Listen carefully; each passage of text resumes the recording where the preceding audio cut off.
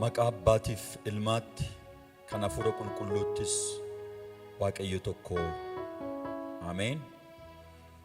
Nagaan Waaqayyoo hunduma keessaniif haa ta'u amantoota waldaa Beetel Jamoo akkasumas dhaggeeffattootaaf daawwattoota televiizyinii Mo'aa hundumaaf bakka jirtanitti ayyaanniif nagaan Waaqayyoo isiniif haa baay'atu.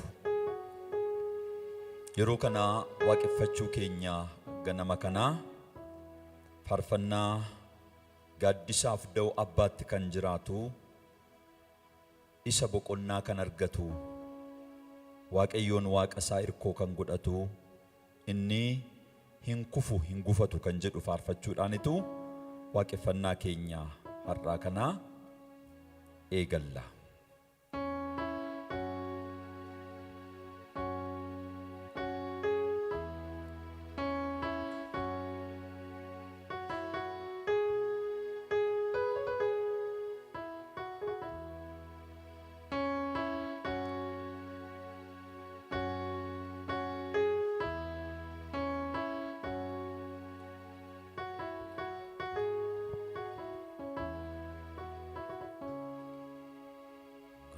Gaaddisaaf da'oo Abbaatti kan jiraatu isa boqonnaa kan argatu Waaqayyoon Waaqa isaa irkoo kan godhatu inni hin kufu hin gufatu.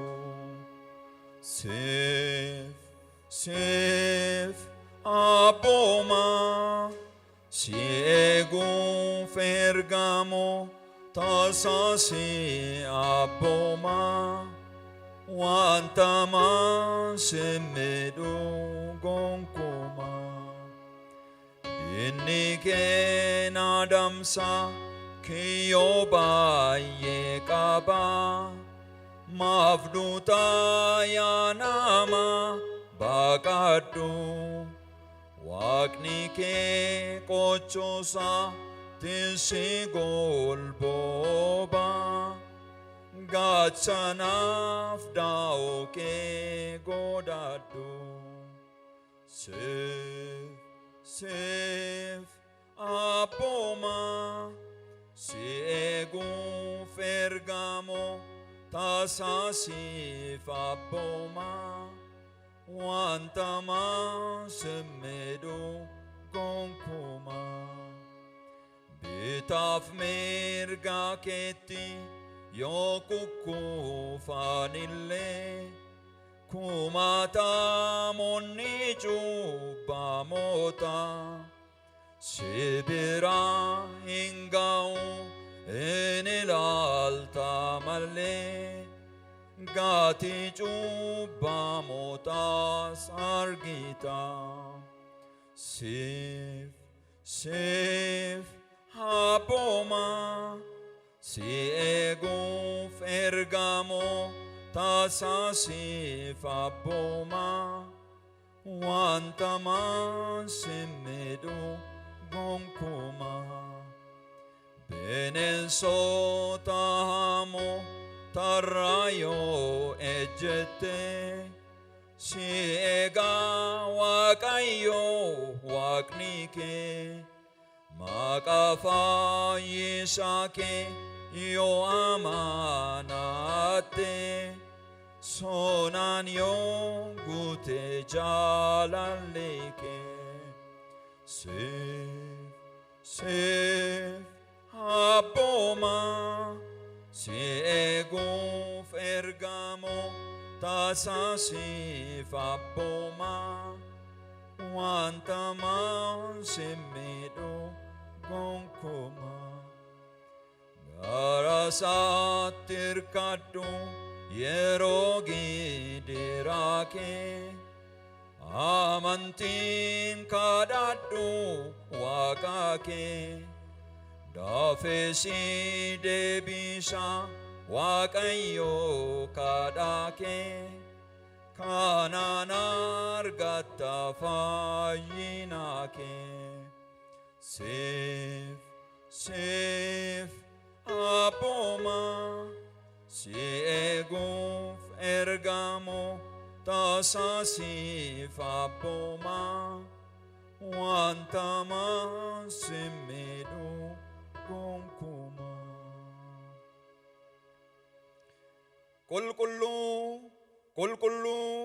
Qulqulluu Waaqayyo Gooftaan machaa lafti hundinuu galata isaatii guuteera. Waaqayyo Gooftaan isa qulqulluu mana qulqullummaa isaa keessa jira. Teessoon isaas waaqarraa garaa cabaadhaaf hafuura gaddeebi'aa kan qabanutti dhiyoodha. Warra gaddanii cubbuu isaanii isatti himataniif hin dhaga'a, kadhata isaaniis hin dhaggeeffata. Kanaafis kottaa amantiidhaan gara teessoo ayyaana isaatti dhiyaannee cubbuu keenya hin himanna. Hin kadhanna yeroo kana bakkuma jirtanitti ta'aatii fuula Waaqayyoo barbaaddadhaa. Waaqayyo inni nuyi dura dhaabbannee jirru kun, Waaqayyo inni gidduu ijoollee isaatti argamu kun ofii isaa qulqulluudha waanta ta'eedhaaf eenyullee immoo qulqullummaa malee Waaqayyoon arguu hin danda'u jedhee sagalee Waaqayyoo dubbatee waan jiruuf fuula isaa dura dhaabbannee natti araaramii, cubbuu koo naaf dhiisii, fuula kee araaraa gara kootti naaf deebisii, fuula kee araaraa gara maatii kootti naaf deebisii, fuula kee araaraa gara biyya kootti naaf deebisii, fuula kee araaraa gara addunyaa kanatti nuuf deebisi jennee hundumti keenya Waaqayyoon dura dhaabbannee kan jirru Waaqayyoon hin kadhanna. Dubbii Waaqayyoo irra dhaabbannee Waaqayyoon kadhanna. Dubbii Waaqayyootu akka kana jedha. Cubbuun qabnu yoo jenne of sossobna, dhugaanis nu keessa hin jiru. Cubbuu keenya Waaqayyootti yoo himanne garuu inni amanamaadhaaf qajeelaa waan ta'eedhaaf cubbuu keenya hundumaas nuuf hin dhiisaa jedha. Kanaaf hundumti keenya Waaqayyoon hin kadhanna. Araar jennee waa'ee yeroo ammaa kana addunyaa raasaa jiru hundumaatiif, biyya keenya keessatti rakkoo adda addaa jiru hundumaatiif sabni Waaqayyoo iddoo jirtanitti Waaqayyoon barbaaddachuudhaan ofii keessan irra darbaati maatii keessaniif, maatii keessan irra darbaati saba keessaniif, saba keessan irra darbaati addunyaa kanaaf, Afriikaadhaaf araara Waaqayyoon kadhadhaa. Nu dhaga'a Waaqayyo. Fuula Waaqayyoo barbaaddachuu keenyaan, maqaa Waaqayyoo kana waammachuu keenyaan, gara isaatti dhiyaannee Waaqayyoo nuuf argami jennee Waaqayyoon kadhachuu keenyaan Waaqayyo nuuf hin argama waanta ta'eedhaafi natti araaramii, mana kootti araaramii, jireenya kootti araaramii, dubbii kootti araaramii, saba kootti araaramii, biyya kanatti araaramii, Afriikaatti araaramii, addunyaatti araaramii jennee Waaqayyoon iddoo jirrutti hin kadhanna Waaqayyoon.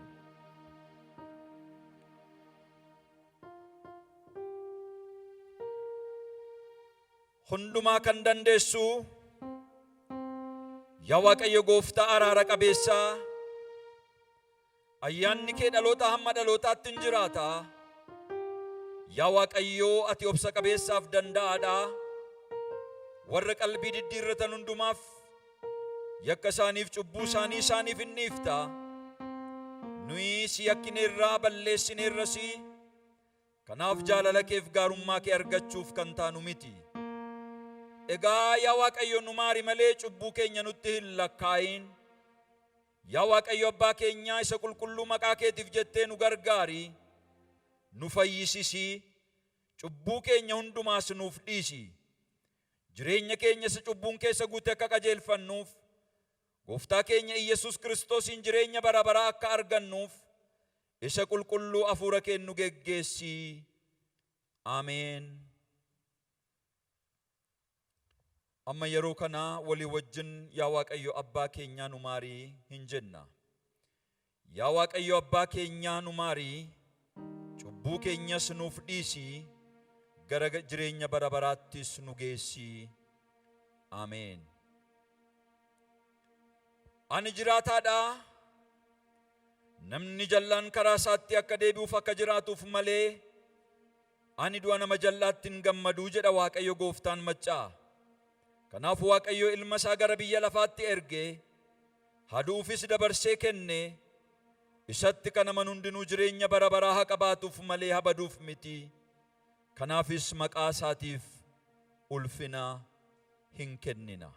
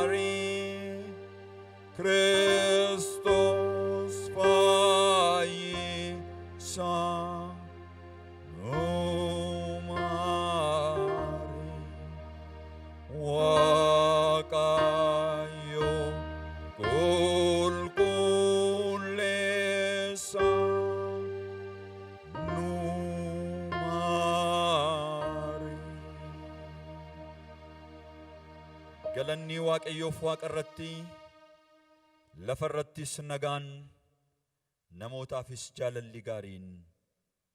Ameen. Yeroo kana Waaqayyoon kadhanna. Jireenya keenya hundumaa dabarsinee Waaqayyo isa amanamaatti laattanna. Isa nama gargaaruu danda'u, isa hidhaa namaa hiikuu danda'u, gola jirtu keessatti furmaata isa sii ta'uu danda'u, yaaddoo isa namarraa cabsuu isa danda'u, dhukkubattis nama fayyisuu isa danda'u, jireenya hadhaa keessaa nama baasee jireenya isatti tolutti nama geggeessuu isa danda'u Waaqayyoon duratti jireenya keenya hundumaa dhiyeessina. Afurri Waaqayyoo dubbachuu beekaa, afurri Waaqayyoo hiikuu beekaa. Harka Waaqayyoo jireenya keessan irratti waamaa. Mana keessa jirtan keessatti dhaabbattanii Waaqayyo isa guddaa kana waammachaa kan jirtan, ba'aan keessan kan isinitti ulfaate, fidaa gara Yesuus jedhee sagalee Waaqayyoo akkuma dubbatu, fidaa gara isaa jireenya keessan hundumaa Waaqayyootti dhiyeessaa. Furmaata isa namaa kennuu danda'u Waaqayyoon duratti yaada keessan hundumaa dhiyeeffadhaatii sagalee Waaqayyoo isa jiraataa, isa ulfina qabeessa, isa hiikuu danda'u, isa fayyisuu danda'u, isa boolla du'aa keessaa baasuu danda'u kana duratti jireenya keessan hundumaa dhiyeessaatii Waaqayyoon kadhadhaa. Hin kadhanna hundumti keenya ulfina Waaqayyoof kan hin taane, mana keenya keessaa ifachaa, hafuura Waaqayyoo wajjin kan waliin galle, mandaraa keessan keessa isa taa'u, ulfina Waaqayyootiin kan mormu, sagalee Waaqayyootiin kan mormu, dubbii Waaqayyoo danquu kan barbaadu, karaa adda addaatiin hojii hojjechuudhaaf biyya kana keessa olii gadi kan kaatu, lubbuu namaa kan balleessu, jireenya namaa kan hadheessu, tajaajila namaa kan hadheessu, hadheessaa obbolootaa kana jireenya keessan irraa ifachaa Waaqayyoon kadhadhaa. Waaqayyo guddaadha, Waaqayyo amanamaadha, Waaqayyo fayyisaadha, Waaqayyo hiikaadha. Waaqayyo hiikama isaatiin, Waaqayyo fayyina isaatiin mana keetti akka ol hin galle gochuudhaaf danqaraa kan kaa'u, bitaaf mirga dhaabbatee siin kan lolu, mana keetiin kan mormu, jireenya keetiin guddina keetiin kan mormu, ulfina Waaqayyoof kan hin taane saatii kanaa jalqabee isa du'aa moo'ee ka'e Iyesuus Kiristoosiin hojiin isaa haa diigamu. Maqaa gooftaa Iyesuus Kiristoosiin aangoon isaa karaatti hafu. Ilmi Waaqayyoo Iyesuus Kiristoos hojii seexanaa diiguudhaaf mul'ateera jedhamee barreeffamee jira. Hojiin seexanaa maqaa gooftaa Yesuusiin biyya kanarraa, dhalootarraa, gurguddootarraa, moototarraa, yaa Waaqayyo dargaggootarraa, mucooliirraa, harmooliirraa, abbooliirraa, ulfina Waaqayyoo kan hin mul'ifne kamiyyuu ganama kana hin diigna. Maqaa gooftaa Yesuusiin kan diigame haa ta'u. Hojiin isaa kan diigame haa ta'u. Qilleensa kanarraa, biyya kanarraa, Afriikaarraa, addunyaarraa dhukkuba hamaa kana baatee ijoollee Waaqayyootiin wallaansoo qabuudhaaf kan ergame ergaan badiisaa, ergaan du'aa kun maqaa gooftaa Yesuusiin kan rukutame haa ta'u. Hojiin isaa kan diigame haa ta'u. Maqaa Yesuusiin hojiin isaa akkasumaan haa ta'u. Waaqayyummaan kee haa mul'atu. Waaqayyo galanni siif haa ta'u. Abbaa gaarii galanni siif haa ta'u. Waaqa galateeffamaa galanni siif haa ta'u. Abbaa keenya ati galanni siif haa ta'u. Ammas fuula kee dura jirra. Ayyaana araara Waaqarraa hunduma keenyaaf dhangalaas. Maqaa kee waammachuudhaaf mana mana isaanii keessa ta'anii sagalee kana kan naga'an yaa Waaqayyo yeroo kana an sin kadhadha. Hiikamaan, fayyinaan, yaa Waaqayyo jireenyaan gara mana isaaniitti ol galuun jaalala kee fedha kee naaf haa ta'u. Ergaan badiisaa mana isaanii kan jeequ, dhukkubaan kan isaan rakkisu, yaa Waaqayyo kallattii adda addaatiin waraansa kan isaanitti ergu, ergaan diiyaabiloos, ergaan Luusifer maqaa gooftaa Yesuusiin kan ifatame haa ta'u. Jireenya ijoollee Waaqayyoo irraa kan ifatame haa ta'u. Waaqayyummaa keetiin ati ol ka'i yaa Waaqayyo. Ulfina kee gidduu keenyatti mul'is.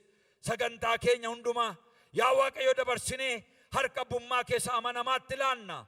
Jalqabaa hamma dhumaatti ulfinaan gidduu keenyatti mul'achuun jaalala kee fedha kee nuuf haa ta'u. Toora tooraan as ba'anii hojii keessa qulqullaa kan hojjetan, dubbisa kan dubbisan, kan faarfatan, yaa Waaqayyo kan lallaban, hojii kee kan hojjetan hundumaa irratti ayyaana dibata waaqummaa kee dhangalaasuun fedha keef jaalala kee nuuf haa ta'u. Yeroo keenya hundumaa yaa Waaqayyo dabarsinee harka keetti laanna. Geggeessaa keetiin kottuu nu geggeessi. Hojii kana kan hojjetan hundumaa irratti ayyaana kee nu dhangalaas. Humna waaqummaa keetiin gidduu keenyatti mul'adhu. Saba kee yaa Waaqayyo mana isaanii keessa ta'anii si waamaa jiran ulfinaan, eebbaan, moo'ichaan, nagaadhaan, jireenyaan, hiikamaan gara isaaniitti ol galuun fedha keef jaalala kee nuuf haa ta'u. Kana hundumaa gochuudhaaf ati Waaqayyoodha. Bara baraan galanni, ulfinni siif haa ta'u. Yeroo keenya hundumaa keessatti kottuu nu geggeessi. Ayyaana kee nu baay'is. Maqaa gooftaa keenyaa Yesuus Kiristoos isa du'a moo'ee ka'een. Ameen. Yeroo kana akkuma dhaabbannetti yeroo itti dubbisaa isa duraa walii wajjin dhaggeeffannuudha. Kanaaf har'a dubbisni nuuf kenname sagaleen Waaqayyoo Isaayyaas 44 lakkoofsa 1 hanga 5tti. Akkuma kana immoo ergaa Phaawulos warra Filiphisiisiif ergee boqonnaa 1 lakkoofsa 21 hanga 30tti isa jiru yeroo dubbifamu hin dhaggeeffannaa. As baanii dubbii Waaqayyoo nuuf hin dubbisu.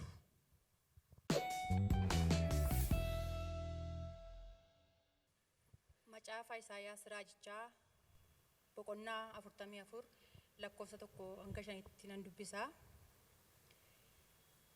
Yaa Yaaqoob garbicha koo, yaa saba Israa'el isaa an fo'adhee midhagayii, ani Waaqayyoo kanan si uumee, gadameessa haadha kee keessatti kanan si tolchee, kanan si gargaarus, yaa Yaaqoob garbicha koo, yaa Yeshuruun isaa an fo'adhee hin sodaatin siin nan jedhu.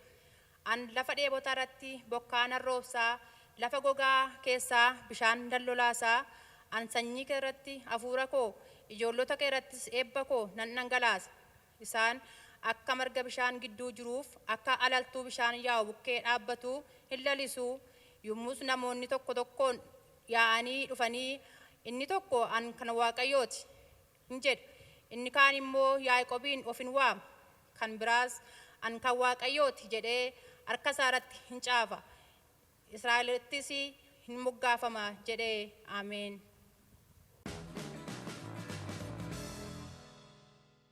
Kutaa isattaanii jiruun dubbisaa Filiphisiiyus boqonnaa 1 lakkoofsa 21 hanga 30 kan jiru. Ergaa Phaawulos gara warra Filiphisiiyusitti barreesse boqonnaa 1 lakkoofsa 21 hanga 30. Anaaf Kiristoos jireenya kooti, du'uun immoo bu'aa kooti. Ittuma fufee lafarra jiraachuu kootiin caalaatti hojii ija qabu nan hojjedha yoo ta'e garuu waan ani fo'adhu hin beeku. Yaanni koo waan lama irratti wal rukuta. Ani biyya lafaa kana dhiisee adeemu Kiristoos bira jiraachuus nan hawwa. Kunis anaaf hundumaarra caalaa hin wayya ture. Haa ta'u iyyuu malee biyya lafaa kanarraa turee jiraachuu koo isiniif caalaa barbaachisaadha. Ani isin biratti hafee isin amantiitti akka guddattanii fi akka gammaddanitti hunduma keessan bira jiraachuu, ani isin biratti hafee isin amantiitti akka guddattanii fi akka gammaddanitti hunduma keessan bira bubbuluuf akkan jiru amanadheera beekeeras. Deebi'ee dhufee yommuu ani isin biratti argamu isin karaa Kiristoos Yesuus anaan of jajuudhaaf caalaatti sababii hin qabaattu. Amma garuu akka warri wangeela Kiristoos fudhatan jiraachuun ta'utti jiraadhaa malee kan biraa isin hin dhibini. Hafuura tokkoon iddoo keessanii utuu hin socho'in dhaabattanii yaada tokkoon amantii karaa wangeelaa argameef akka wal dorgomtan nan barbaada. Ani yoon dhufe akkasitti isin argu, yoon dhufuu dhaabaadhes akkasitti jiraachuu keessan dhaga'uu nan fedha. Isin waanuma tokkoon illee warra isinitti ka'an sodaattanii hin raafaminaa. Jabaattanii dhaabachuun keessan Waaqayyo biraa isiniif kenname. Kunis warri isinitti ka'an baduu isaanii isin immoo fayyuu keessan in argisiisa. Kiristoositti amanuu keessan duwwaa utuu hin ta'in isaaf dhiphachuu danda'uunis immoo isiniif kennameera. Kanatti dhama'uu koo akkuma kanaan dura anarraa argitan ammas waa'ee kootiif dhaga'aa jirtan isinis itti dhama'uu hin dandeessu. Ameen. Dubbii dhageenyee Waaqayyo hunduma keenyaaf haa eebbisu. Nooraa ulfaadhaa. Yeroo kana immoo yerootti faarfannaadhaanii Waaqayyoon waaqessinuudha. Kanaaf faarfattoonni keenya as ba'aniitu faarfannaa isaanii nu dhageessisu. Nus immoo isaanii wajjin taaneetu Waaqayyoon waaqessuu keenya itti fufna. Waaqayyo yeroo keenya hafe hundumaa nuuf haa eebbisu.